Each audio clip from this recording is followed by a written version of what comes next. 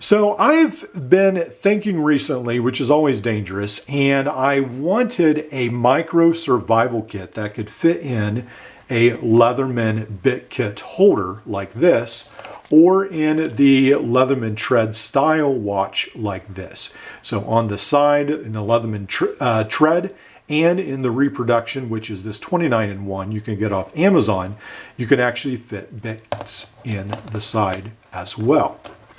So what I decided to do was to try to think of things that could be survival themed, and I could make them the same size as a Leatherman bit.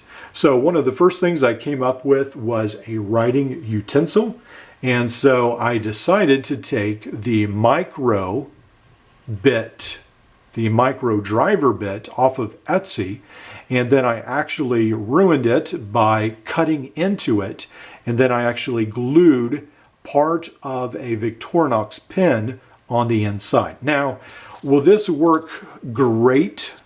It works fine for now, but long term, I realized there's only so much ink, and then you really can't refill it. You have to use another one of those little ones, cut it down, and glue it back in. So it's not an ideal thing, but it is something I was experimenting with. In the future, I perhaps might try a thicker lead refill so I can actually refill the bit. I plan to buy another one.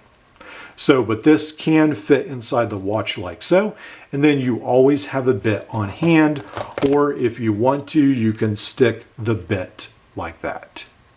So that is the first thing I worked on, and I feel like it works fairly well.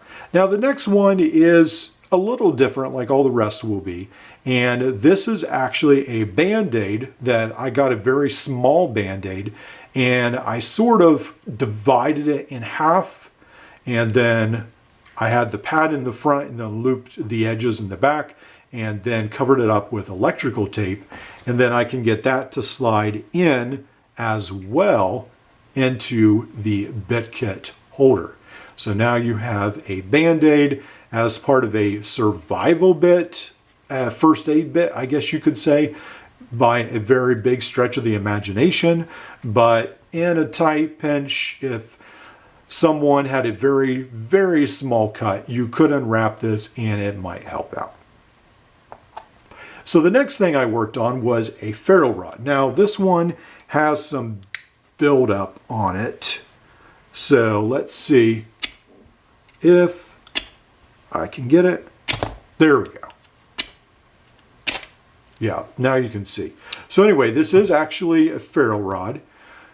And what it was a half inch round, I think about a 4-inch, half-inch round ferro rod. And I actually cut it way, way down, ground it a long, long time. And then eventually I got it so it could fit in a Leatherman bit kit. Now again, this is very rough, and these are very much prototypes, basically seeing, is this possible? But now I can fit it in the Leatherman bit kit and have a ferro rod on hand for the fire part of the micro survival kit.